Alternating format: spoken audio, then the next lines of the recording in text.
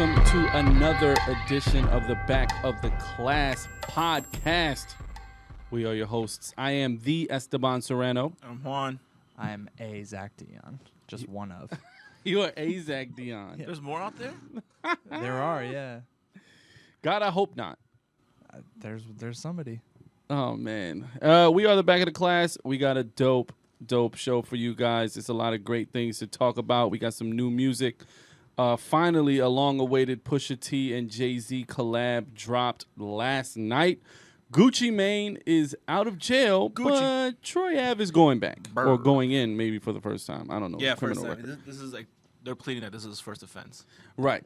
Nick Cannon throwing down $100,000 to any rapper going to the BET Experience who will battle him.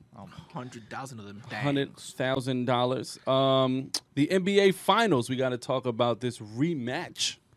We'll talk about that. Stephen King has a new book, and Zach's going to talk about that. Yep. And, of course, we're listening to this weekend and all that good stuff. So if you are a longtime listener to the Back of the Class podcast, thank you very much for joining us once again. Feel free to rate and subscribe, leave a comment so that, we know what you're feeling. Juan wants to know what you're not. I particularly don't care. But anyway, you can also join in this conversation and, call us out using the hashtag Back of the Class. Now let's get into this. Yeah. Pusha T. Oh, my God. Pusha T and Jay-Z released Drug Dealers Anonymous via Tidal last night. This record is one of them ones, in my opinion. First of all, there's been a long history. I feel like Pusha has been the kind of baton holder, if you will, of the crack rap. Mm-hmm. He's been kind of like the last, very nostalgic at this moment, in time when trap rap is so heavy and people think that that's kind of in the same vein. It's not. No. Like the wordplay, the slanguage, the measurements, if you will, way more lyrical in crack rap than it is in trap rap. And so he tapped one of the OG crack rappers of all time, Jay-Z. Yeah. And they finally, got in their zone. Oh, my God, I can't. I mean, it's just so much to dissect. 2 weeks in a row, too, with just Jay-Z magic. That's a whole nother thing. I feel like, because there was conversation about the joint album between Jay and Beyonce is done. I don't know if Jay is gearing up for his solo. I know that he was working on that as well. Yeah. Because I remember last time when Holy Grail came out, the Beyonce album, they were at the same time, which is why the tour kicked off and happened at the same time as well. So I don't know, man. Like, Jay is kind of heating up. Yeah. It definitely seems like he's building up to an album. Yeah, man. It definitely feels like it. I mean, if not the anticipation or the desire, the want for a Jay-Z album, I think is kind of apparent. But do you feel like a Jay-Z album would resonate or make an impact, given the current state of, what we're listening to? Yeah, definitely. You do? Yeah, I think when Magna Carta came, nobody had really asked for it, sort of, and there wasn't really like a we're dying for it. And this time, people want to know what he's got, and he's made enough mistakes since retiring that he knows what not to do. Hopefully by now. Also, Tidal's on a run, so they probably want to keep that momentum going. Yeah. But fortunately, the All the Way Up remix did go wide like a couple days after it went to Spotify and everywhere else. Right. It was very briefly on Tidal. So hopefully this Drug Dealers Anonymous goes around too. But man, yeah, it's just so good, and he's rapping so long, and he's got these rhymes like this hula hooping through loopholes and just those internal kind of. Oh my God! He's not just kind of nailing one syllable shit at the end of every line. He was like really crafting something. And this is very reminiscent of nostalgia for me, which was the Kendrick Lamar feature with Pusha extended his verse to a 32 bar, let Kendrick rock for 32 bars. It's something about the tone that Pusha sets for these features to come in and really get off. Because like let's not. I'm not talking about Pusha's verse because it wasn't great. It was a great verse, but I feel like he always kind of his lane is such he's got such a hold on his lane that when rappers jump on a record with him, they want to play in his lane real quick. And like he gives them the green light to do that, obviously on his record. But then, of course, they veer off and go back into their own lane. I feel like, a lot of what Jay was able to communicate on this record, he can't do on one of his records. He kind of plays off, about, but even the intro to Jay's verse is like, a reporter screaming at Beyonce about your husband is a 16-year drug dealer. He's a crack dealer. Like, he can't put that on. What a good sample. What a great, you know what I mean? And it sets the stage for all this crack rap talk. Yeah. It is just, it's eloquent, it's catchy, it's so smart. And he's not talking about the same shit he's not talking about. He didn't talk about his penthouse. He didn't talk about his penthouse, but he did talk about his garage and how many cars. He's like multiple choice. Right. But I'll let that one slide. But Pusha, this is the first song from King Push, which is coming sometime soon. I mean, the prelude was in December. So. Is that the one that we listened to?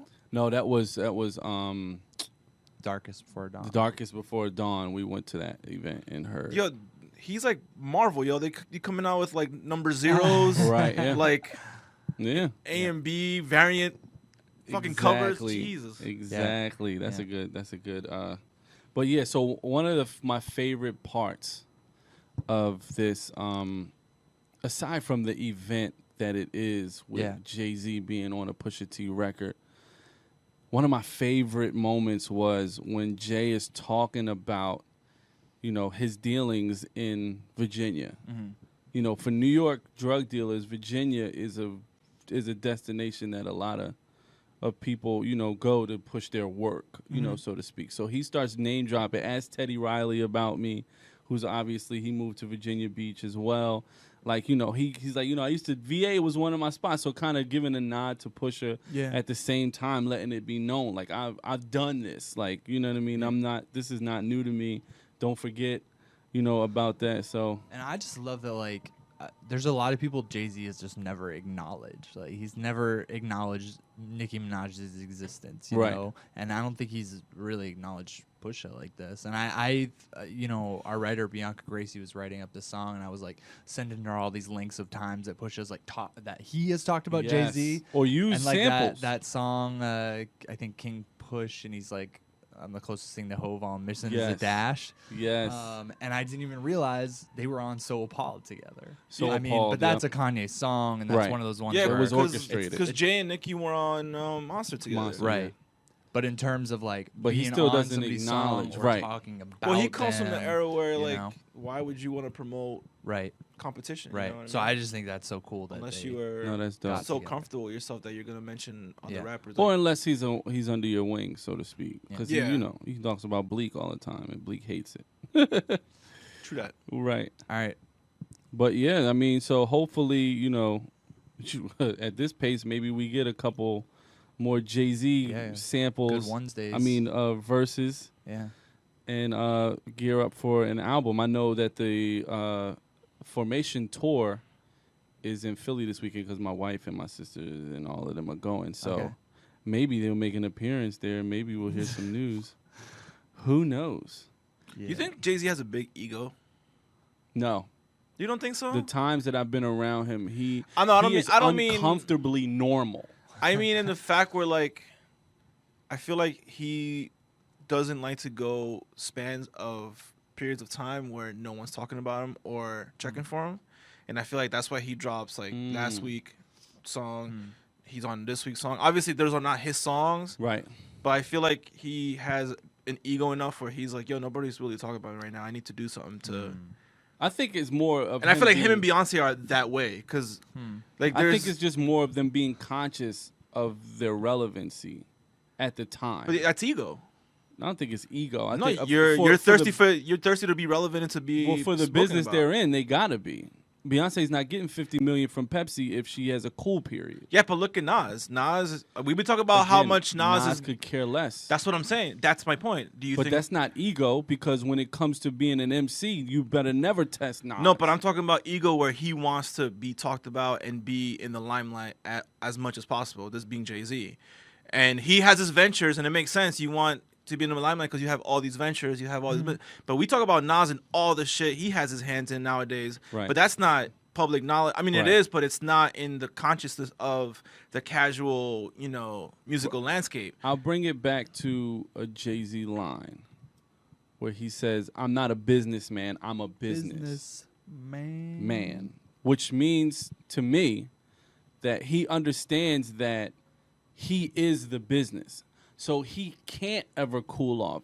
Nas is different. Nas is an artist. Nas is a rapper. Nas now is a silent investor. Jay-Z understands that Rock Nation depends on Jay-Z. Title depends on Jay-Z. M is another good example. M has his hands in a million and he'll things, disappear. And he'll disappear because like I said, maybe he doesn't have that ego where he has to be. Or he understands, like Jay understands that I'm employing people. You know what I'm saying? Like rock sports, all of the other things that are kind of offshoots of what of what Jay-Z is, really it's him at the top. He understands that, like, this is my moment. I have to do it bigger than anyone's ever done. I have to keep it more consistent than anyone ever done. He doesn't have the luxury of dipping out like a Nas. I think he can if he wanted to. Well, I think he chooses not to because, again, I think it's like Puffy. He has an ego. Puffy. Oh my God, that's exactly. You look ego in the dictionary. Well, he just didn't do. Jay just didn't do a verse for like a year. Right. And he didn't. No, tour but or besides anything, that, so. like, there's like always stuff of him and Beyonce. Like, you can't have Beyonce news without Jay-Z's name being attached to it. You can't have title news without Jay-Z's name being attached to it. Oh, okay. You can't. You know what I'm saying? Like, Right. it's not music. It's just him. Yeah. He has to stay in the surface in those conversations. And I feel like that's an ego thing where, like, examples like Nas, they have their hands in a million things. Not at the level of Jay, because I think Jay's at a high level business-wise. Right. I mean, and not just me. I don't know numbers, and Right. I'm not an economist or anything, but I feel like they don't have the ego to have to be in the forefront of the public conscious. You know what I'm saying? The businesses that Eminem and Nas are investors in doesn't rely on their visibility. So Lyft is going to exist whether Nas is an investor or not. Bevel is going to exist whether Nas is an investor or not. Sweet Chick is going to exist whether Nas is invested or not. Jay-Z has to be the face of every franchise that he brings up. That's true. So if Jay-Z's not relevant, then Victor Cruz is not going to be Rock Nation. Then whoever the receiver from Dallas Cowboys, Des Bryant is not going to sign. Kevin Durant's not going to sign. Like, he has to be larger than life. He can't dip off and be like, oh, maybe you're not hot right now. And Title, he's pushing like crack. He's pushing that joint. Testers out. Every week we got a new Title exclusive. Like, he has to be the face. It has to sell because, he doesn't have the luxury of having like, oh, this business exists already. I'm just going to put some money into it and watch it grow. I think it also, like, I agree with that, but I think it also appeases his ego because I do think he has a big ass ego. I'm sure he likes to win. Absolutely. But I just like him being like, like hammering, like. Because the thing he does well, and to your point, is he'll steal the show from you real quick. Oh yeah. He does that better than most. When you think you got your moment, he'll come snatch that light right from you and be like, well, dang. Like, but you're right. So maybe you're right. I got no idea the answer to that question at all. Hey, I'm going to listen to the 20 years of music that he's put out and guess yes. Right. And just by his stature, Yeah. Why wouldn't he? But I honestly. Right. Oh, yeah, no, it's idea. not a question of why would you, why would you not. I got no idea, though. I just always think about, like, man, like he's always, so I wonder if that's what he wants. He just wants to be out there. Just, We'll think about it when there's an album. Definitely reevaluate. What do you guys at home think? Yeah, Is please it let an us ego know. thing? Yeah. Is it a business move? Does he have to be better than everybody else? Is it competitive? What is it? You let talking us about know. Juan? I'm talking about Juan. Well, we already know my Juan. ego. Juan's ego is ginormous. Damn. All right. Yeah, man. But anyway, big news that happened this week. You could not avoid it if you tried, and I kind of wanted to avoid it for this podcast, but we can't. Yeah. Gucci Mane is out. Yeah, he came out over the weekend or late? I think he came out before Memorial Day. Yeah. What a good time too. Straight into a Maybach. Mm-hmm. You see the video on Instagram? No, I didn't see it. He came straight out into like a Maybach. Dude. Apparently he lost, like, he's ripped. He looked like the snowman before he went in. Oh yeah, he came out. He came out ripped. Yeah, and he had a song like the day he got out or some shit, right? It's called First Day Out. And wasn't it The like Feds. and wasn't it like First Out the downloaded Feds. like 1 million times or It something? was streamed on SoundCloud, 1.2 million views in 24 hours. And it was Mike Will made it. So Mike Will. boom. And it was more like a confession, not a confession, because I'm not saying he snitched. What I'm saying is it was more him pouring his heart out about what he experienced being locked up. It was actually those handwritten lyrics. In the big That's house. pretty good handwriting and spelling. I love the way he broke his bars down Yeah. into like these Yeah. paragraphs, and then the next paragraph. That to me was hilarious. Yeah, But I loved it. I appreciated it. It was like a touching. Hopefully he story. stays clean. Yeah. Clean as in doesn't get in trouble. Yeah, but in the verse he's talking about can't wait to kill his enemies. So I don't really know. That's rap. To be continued. Yeah. My favorite Gucci Mane line ever was not even on a record. It was at his hearing when the judge asked him, "Did you commit the crime? Are you guilty?" He said, "Bitch, I might be." That's Gucci Mane, ladies and gentlemen. Yeah, but that's why they love him. That's why That's he's why a 1.1 million people streamed that song. because he's a legend. I did some man. reading. Like, you guys might have already been able to answer this question, but, I wrote about him getting out, so I kind of did some digging to refresh on, how much stuff he's done in this time that he's been in. I knew there was so much stuff, but I didn't know it was that much stuff while he was in, and I really had no idea how he pulled that off. Right. And I read all about it. There's a guy who's like, I don't know, his assistant or something, who there's a nice article about. I fucking can't tell you where it is, but it was really interesting to hear about like how they actually get all that stuff out and how involved he really was and stuff. It's really cool. Yo, on the low, man, Gucci is responsible for breaking a lot of Atlanta artists. Like Migos is one that we know of because of Gucci. So as ignorant as he can come off, bitch, I might be in the courtroom to the judge. He's a very smart dude. You know what I mean? Like no. Yeah, I mean, granted, he got a tattoo of an ice cream cone with some lightning bolts on his face. Yeah. So he appears to be a damn fool.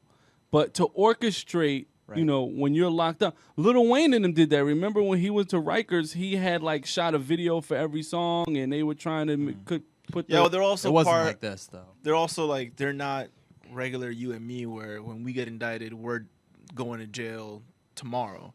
With them, it's like, hey, you're going to jail on this date. Get your shit in order, right? Because you have money and you have lawyers that can do that kind of shit for you. Remember, we have fucking like. Remember, Lil Wayne got it pushed back to go to the dentist. Yeah, to get his grills out. Right. Yeah. So yeah, little privilege, little privilege. But so Gucci Mane comes out. Troy Ave tags in Troy Ave. Yeah, tags him in. Hot tag to Troy Ave. Come on, man. And if you don't know what we're talking about, I mean, you have to. Last week, Irving Plaza was fucking a seat on a belly, basically. Yo, you right? never lied. That definitely looked like. Yeah.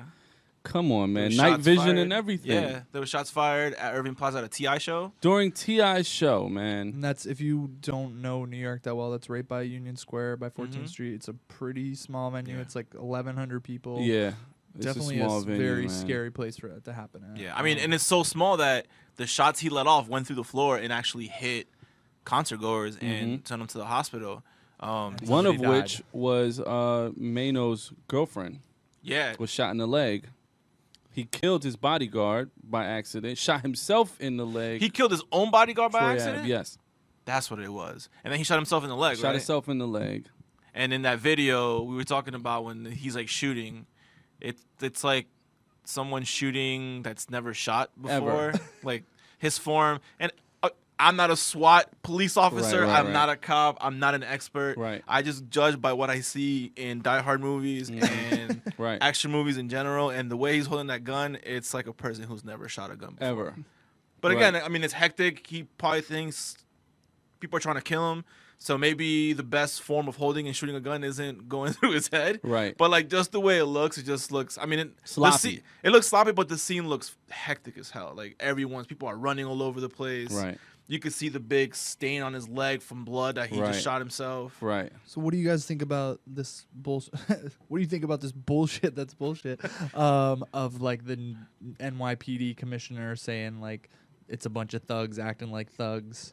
I mean, that's 100% what it is. I can't even defend hip hop in that regard. The fact that he and then other people were making it about hip hop overall and like hip hop shows and stuff, and it's just like this doesn't happen at every hip hop show. At any given night in Manhattan, there's 10 hip hop shows. Yeah, none of which get shot up. Yeah. This is a very isolated incident. Here's one of the things. But it doesn't happen at a fucking rock show. Like you can't. Yes, you can't. Right. Generalize. You know, it's ignorant to generalize because it doesn't happen at every hip hop show. And it's so easy to just blame hip hop. Yeah, for it. but when it does happen, it's at a fucking hip hop show. Right. So the root of that statement has validity to it. Has validity, man. You can't get mad as in the hip hop community. Like we can't get mad at him saying that. Right. When it's a valid.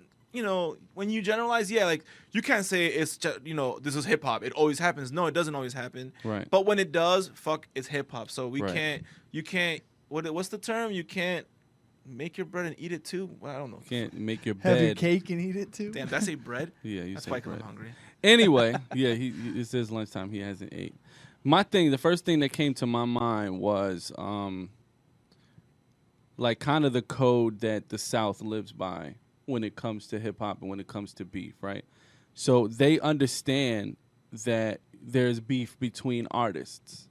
However, they will never interrupt that artist's ability to make money at venues. Interesting. Meaning they won't shoot up a club that you're performing in because that's the same club They have that's the going to courtesy. book. Yeah. They have the courtesy to wait till after to right. do shit. So I mean, not even after, but they'll catch you in your hood or whatever. Like I don't want to get into it's like thieves code type shit. Like right. It's an honor amongst thieves. But like, why you got to go to a venue in New York City and shoot it up in any capacity? Clearly, hip hop is not important to you in terms of your career as an MC. Because if you feel terrified enough that you would carry a gun out in public, you probably shouldn't be out in public. One, two. If you got to bring a gun into a venue like that, like think of the consequences. Obviously, he killed his bodyguard. Maybe not. He shot himself in the leg for sure. And then shot two people who were just there to watch the show. Like you know what I mean. But not only that, he's never going to get out of jail if convicted. One, two. It's going to be so much harder for hip hop to be played in New York City now as a result of this particular incident. I mean, and the other thing that crossed my mind was like, damn, it happened at a T.I. show. I know T.I. lost his best friend, Big Phil, after a show that he had. Somebody shot up his van after his show, and it's like, you know what I mean? Like, I hate that energy to be around someone. Yeah, it sucks to be around, but I don't think it's going to impact shows going forward. It will. I guarantee you. It will. But first of all, this isn't the first time it happens in New York, and it's not going to be the last. Irving Plaza didn't have metal detectors. Well, there's conflicting reports. Like people are saying there were, and people are saying there weren't. Right. But like, I mean, in this day and age, I've been in there a lot of times and never been. I've never been to hip hop and rock shows and everything. Yep. I've never seen one, but people were saying. Oh no, I've gotten the metal detector wands at a lot of shows. Oh, okay. And a lot of shows here in New York, but not at Irving Plaza. But I'm not saying Irving Plaza should have had that. It's like no, it's not on them. Why would they? No, man. The shit is I guarantee you it's going to be tough, which is why a lot of artists don't want to perform in New York. Like Lil Wayne had that I hate New York thing, and that whole thing was because every time he comes through, hip hop cops come and tax him. So well, also the one thing, and like I get this from, I have friends who are cops, is people who are going to do bad shit, you can't prevent if they're dead set on. You know what I'm saying? Like you could have a million metal detectors, but guess what? The dude who's an artist, who has his boy, who has a gun, they're not getting wanded when they're going into the fucking venue to play their show. They're just not, because they're talent. You know what I'm saying? Like, you just can't stop, And those are the ones who should be getting wand. Is the artist entourage, like being in this scene for a long time. Those are the shooters. If there is one, it ain't going to be the rapper holding the gun, unless you're Troy Ave. But most of the time, it's going to be, you know, a fall guy or someone who's, you know, trying to prove themselves in the entourage. The thing that caught my attention more than anything was 50 Cent and Meek Mill coming to Troy Ave's defense via Instagram. Like them saying, you know, hold your head, we don't, people don't know what's the situation, or, you know, watch how people change on you and turn on you, never turn on your own friends or whatever about this. That was what was shocking to me, because in my opinion, either if I don't know, I'm not saying anything, or for two, like, you know, pretty much saw him carrying the gun and shooting things. Yeah, Meek Mill shouldn't be saying anything right now anyway, because especially on house arrest. His judge is watching everything that he does and ready to keep him at home another 6 months if he says one thing. But like, what are they saying? Like they're gonna flip? Like what? No, they're saying hold your head. Or, like shout out to Troy Ave. Supportive. Watch people turn on you now. Don't let it hold you back. Stuff like that. I mean, that blew me away. I'd rather you say something about the victims or something about what happened as opposed to... Or just not say anything. Like, it's an unfortunate situation that happened. Right. It's a shame that innocent people were hurt. It's a shame that a person lost their life, and that's it. For you to just support one side of the whole thing, it's just weird, man. The thing that pisses me off the most is, and I see this in the comment sections when they were reporting everything, was like...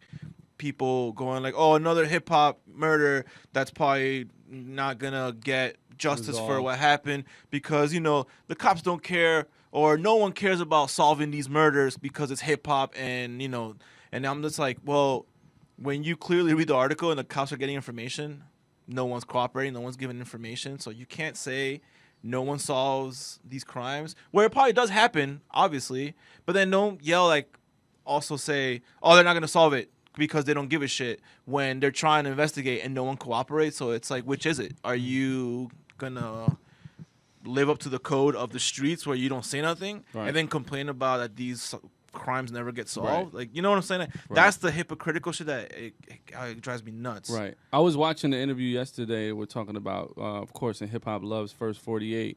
First 48, they said the cops are cold until someone says something. Yeah. So the minute somebody says something, the case is getting formed, they're finding out that. But if no one's saying anything, then it's going to be cold. So don't complain about having no justice to these murders that are hip-hop related. And I get not saying anything because you're scared for your life. You're in that neighborhood. I 100% understand that. And put in that situation, I would probably do the same thing. Like, I have a daughter. I have a wife. I got family. I live in the same neighborhood as these people. Like, I can't. But don't complain about shit not getting solved then. You know what I'm saying? Like, keep it to yourself, or... You're part of the solution or you're part of the problem. Just fucking move out. All right, speaking of a problem, man, Nick Cannon has... Nick Cannon is $100,000 all them things to any rapper who is going to the BET experience to battle him, but the rapper has to also put up $100K. Yes, he said Nick Cannon, by the way. I did say Nick Cannon. Here's my thing about this, really quick. Nick Cannon. Nick Cannon. I don't know a rapper out there who can put up $100,000. Like cash? Cash. I don't know any. Yo Gotti can. That's a battle rapper. Oh, that's a battle rapper? Who's going to battle Nick Cannon? Who's going to put up 100 racks? This was a great way for Nick Cannon to get some attention. It's a great way to get some attention, and the shit it through, like, because he's not a slouch by any means either. Like, he's not like the worst person in the world. No. And you don't want to be one of these rappers that goes like, man, I'll take, like a mainstream rapper, and I'll take that challenge. And then you get smoked, and it's like, I'm going to be now known for the guy who lost to Nick Cannon. Here's my thing, right? This is what I'm praying will happen. So Nick and Eminem have had beef for a long time.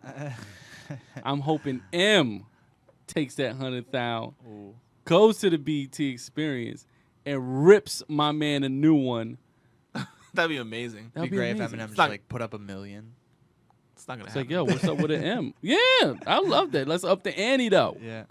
Yo, Eminem, if you're listening to the podcast, like I know you do, you have to. Hey, Marshall. You have to step up, man. This is your moment. But that wouldn't even be a statement because it's just an No, obvious... it's just a good way to squash hip hop beef. Between the two of them. M had some choice words about Nick Cannon's wife. But I don't think he cares ex-wife, anymore because they're now not together. ex-wife. Yeah, so I don't think Nick Cannon even gives a shit Come on, anymore. it's still a wound. I feel like M is just so above shit like that he's probably like, that's not worth me coming out of my house. Let's see if it's a publicity stunt, though. It is a publicity stunt. Well, no, just overall. Like, if more people are in no on rapper it, can afford $100,000 in cash. No one. Battle rapper. Right? No one. Yeah. Not even like the big ones can. Yeah, but they're not going to battle rap Well, that's Nick what I'm Cannon. saying. That's what I'm trying to. Anyone who's going to want to take this on is going to want the notoriety and going to want the money. They can't afford it. So if it's not going to be, it's not for real, for real. So basically, he's setting himself up because he knows no battle rapper that could. He's like, look, everybody's scared of me. That's what he's going to say after this goes away. If Eminem doesn't come out and body him in a Jordan sweatsuit. Yeah. You think anyone? Somebody from Slaughterhouse could come out and do it. They ain't got $100,000 cash. But they're friends with Eminem and just loan him and pay him back. You don't need to even. You don't even need to have $100,000. You just say you have. No, it, you have to. You he said it. It's a stipulation. He needs the cash. Dude, he wants put to it see up. All it takes is like Crooked Eye or Royce or Joel to be like, yo, M, let me hold $100K for an hour. that day, put it on the table. Right. I'll give it back with interest. And give it back with interest, and then you make like a good, $100K profit. Listen. Nick Cannon said he's going to donate it to a children's hospital, too, when he wins. He is very charitable, though. When he wins. When he wins. But he's going to win because there's no contenders. I dislike Nick Cannon so much that Whoa. every time I hear Nick Cannon's name, I have to second guess who that is again. And I know 100% who that is, but I'm like, is that some other? Yo, when you hear Zach. like a new actor's name and you're not sure if it's like an old actor, I have to pause and I'm like, because I just can't believe we're still talking about that Nick Cannon basically. I can't believe people still watch his fucking show. Zach. That shit is horrible and not funny. What? Wildin' Out? Yeah. You shut your mouth. Wildin' Out. Even though it employs a lot of people I know, so keep going. Come on, dude. Keep going because I want Wildin' all Out my is a friends to great work. show. But I can't go through that show. That shit is terrible. It's not for you, I man. don't know, man. I don't guess know. It's not for you, bruh. I don't know what's. But good keep it about going. him. No, man. I love Nick Cannon. I'm a big Nick Cannon fan. Of his career has been great. His story is great. He's somehow continues to make boatloads of money, and I appreciate that. And I like the daggone show. He's a smart businessman, so He's brilliant, man. So hey, more power to him. Hopefully Eminem takes you up on your offer. I would love to watch that. Word. All right, so the NBA Finals are upon us. Upon you guys. Oh, upon me and Juan. Yeah. Zach is on the outskirts. I'm still upset. I wanted OKC to go to the finals. You did, man. I just want Durant to get a chip, man, because that dude, he's so good and he's been busting his ass for so long. Yeah, but he didn't show up in the fourth quarter a lot of times, which is why he doesn't. But they were winning in the fourth quarter because they were winning in that game because he went. He didn't take one shot in the first quarter or something, and they were up by 13-11. So obviously he knows when to back off if the shit's going right. I think and it's always been the wild card is fucking Westbrook, man. If he when he breaks down mentally, I think it just spells disaster for that team because he just has these mental lapses and he's just a head case for incredibly talented, but he's a head case. Now, is it me or does Brian Westbrook look like the dinosaur from Lambert Four Times? The He does a little bit. And now with that haircut, I can't take him seriously, man. and his post-game dressing sounds like a salad. Yeah. Post-game dressing. Post-game dressing. Homemade post game. Yeah. His post-game wardrobe. Right. All right, the better. It gets attention though, but Oh my God. I don't know what the hell he's thinking sometimes. Who you got in the What finals? kind of stuff's he coming out? Shiny stuff. Like shiny stuff, stuff that looks like the Brooklyn Brawler wore it.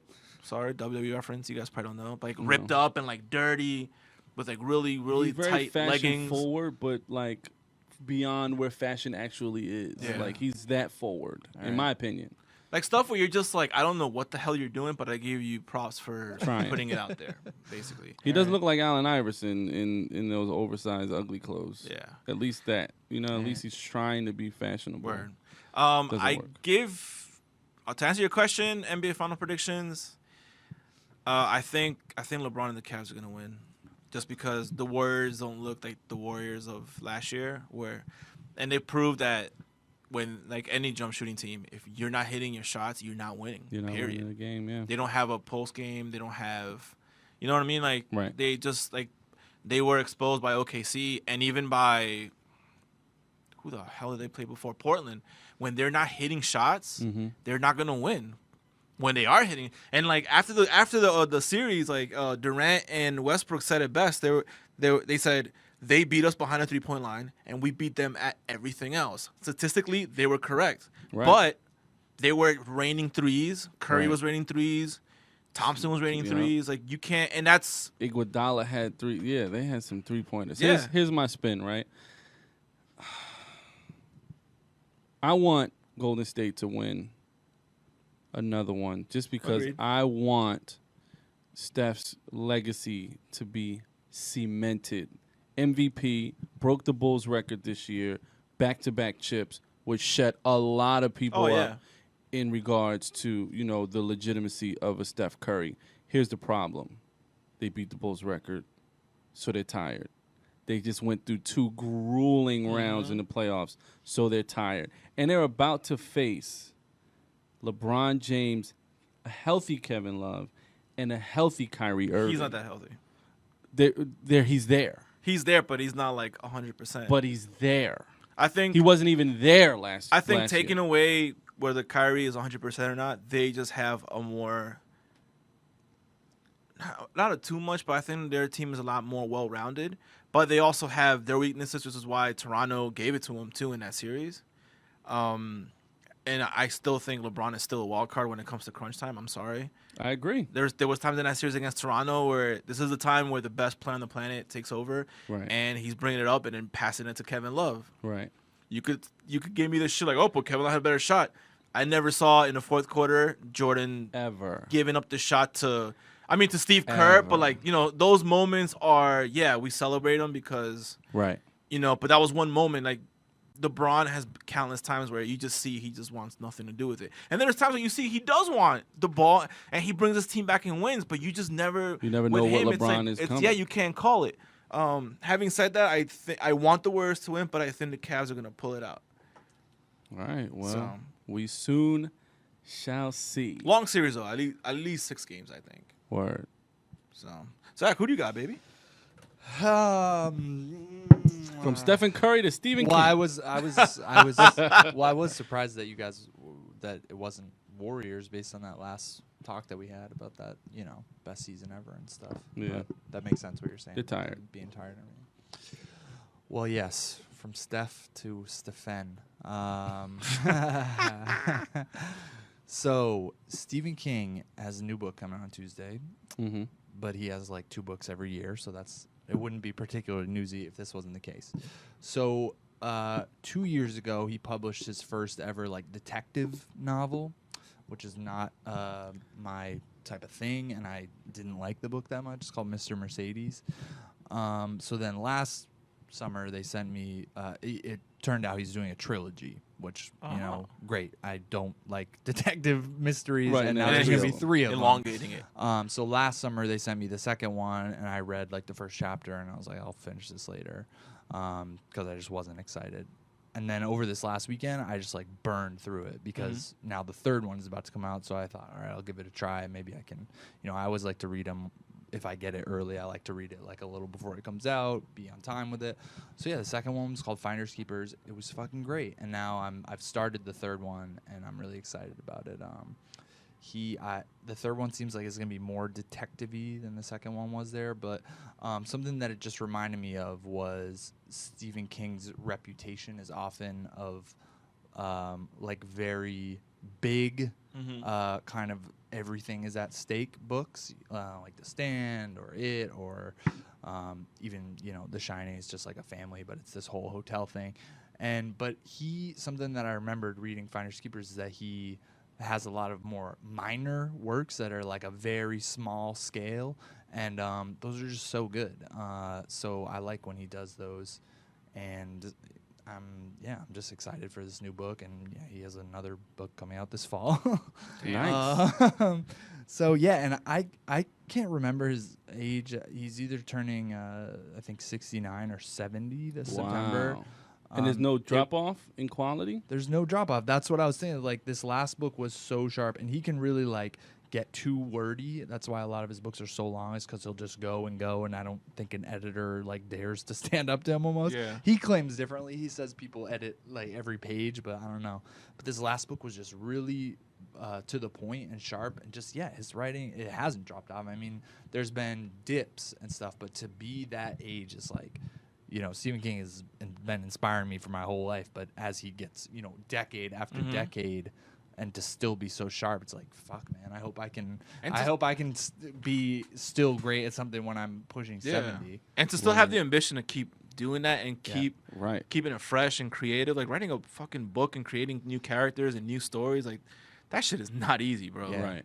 Especially with the success that you've already had, and being judged by your work. Yeah, and he doesn't need to do it. Exactly. Well, he needs to do it for himself. Yeah. He's one of those, you know, you hear a lot of artists who are like, oh, if I didn't do this, I don't know what I'd be doing. Right. Or like, I have to do this to live. And almost all the time, it sounds like bullshit to me. Right. And he's always at Red Sox games.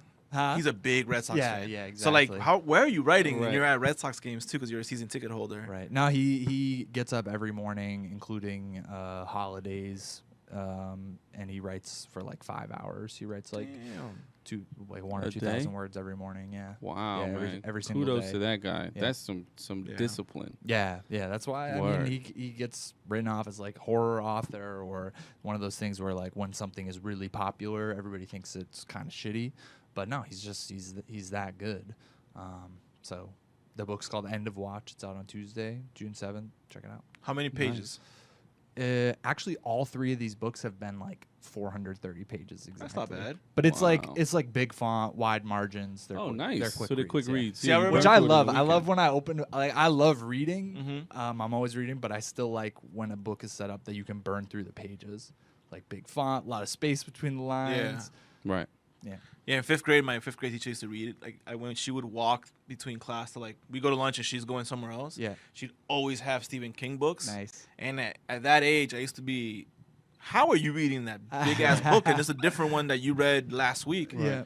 And that's how I when I was a kid, I watched it and all those movies, but I didn't know Stephen King was Stephen King. Right. So that was my introduction. I do that too, just like walking around. Really? Yeah. But I've read so many of his books that like I always think of it as like a marriage. Like, I know all the shit I love about him, and I know all the shit I hate about him too. Nice. Good point. So I will often read a good one, and I'll be like, man, I'm going on a tear. Like, I'm gonna read like 3 or 4 Stephen King books, and I usually can't do more than 2 in a row, and then I gotta like read other stuff for a long time. But yeah, I reread it earlier this year. Then I just read This Finders Keepers. Now I'm reading this 3rd one, and I like might keep going. I feel like I'm really on a tear now. Nice. So, Nice. Awesome, man. Cool. All right. Off the scary stuff and on to the music for the weekend. Yeah. What are you listening to? I'm gonna have to switch it up because as I'm looking at my weekly pull list, I have like 20 books that I'm picking up today. So I think that's comic books for the right. So my weekend's gonna be really 20. I mean, there's the new Civil War comes out, all the rebirths come out. New Teenage Mutant Ninja Turtles, more. Like, dude, this list is like ridiculous. Wow. I'm not, and I can't listen to music. Like, some people listen to music and read. I can't do that. Can't do that. I can't even listen. Oh, really? I can't even listen to a podcast and read. Like, I can't listen to nothing. When I'm reading my comics, how can you listen to a podcast and read? I'm just saying. Like, I've tried. I'm like, I can't do this. My brain's on this one, and my other side of the brain's on this one. You can't have somebody talking to you. Yeah. So I'm just gonna be. That sucks. Can't listen to music though. Yeah, I'm gonna be reading comics, and I'm gonna be at Governor's Ball all weekend, so I'm probably gonna be hearing live music the entire weekend. True that. Because I'm working. Who are you excited to see? Or are you just like focused on work basically? Focused on work for the most part. I might check out Kanye again. We saw him at Bonnaroo 2 years ago, was it? Yes. So I might see what kind of crazy shit he says this time. Right. Hopefully it's a new rant and not the old rant about Oprah and the airplane. And Summer Jam's going on, and it's just billed as like good music, so he could be bringing anybody with him. Nice. Wait, Summer Jam is the same weekend? Yeah. As Governor's Ball. It's Sunday. That doesn't. It makes sense. Like people who go to Governor's Ball don't give a fuck about going to Summer Jam and vice versa. Worlds. So. Yep, agreed. But yeah, it's gonna be my weekend. I wanted to go to both, and I'm going to neither. Ouch! Damn. Struck out. What are you going to listen to? In the spirit of Drug Dealers Anonymous, I'm going to dig up the most drug dealery rap I can find. I want to go find some good old Hell Hath No Fury. I want to dig up some good, just some good crack rap, man. This just put me in the mood to listen to maybe some old Jay-Z, some old Wu-Tang, some Biggie, some of those 10 Crack Commandmentness. I might just put together a whole list and just play with some baking soda. There you go, man. That sounds good. I found a Stephen King podcast that I'm going to listen to all weekend. Word. Yeah. I read that book and I was like, man, I want to listen to something about Stephen King. So I looked it up and I just typed like Stephen King podcast. I found one called Stephen King Cast. And yeah, I just got to shout it out because it's so good. It's just one guy. So I was like, how good is this going to be? Just one guy talking about Stephen King. Right. I wouldn't want to listen to myself doing that. But he's great. He read through all the books in chronological order and he did an episode about every one. And when there was a movie, he did an episode about the movie right after. So it topped out at 127 episodes. A lot of them are like shorter, half hour. It's so good, though. I love it. I think this guy's great. I don't know what his name is. I think he's anonymous. But yeah, it's just called Stephen King Cast. Word. All right, well, that has been the Back of the Class podcast. Rate, subscribe, tweet. Yes, all of those things that Zach just said, and we will catch you next week. All right, peace. Peace.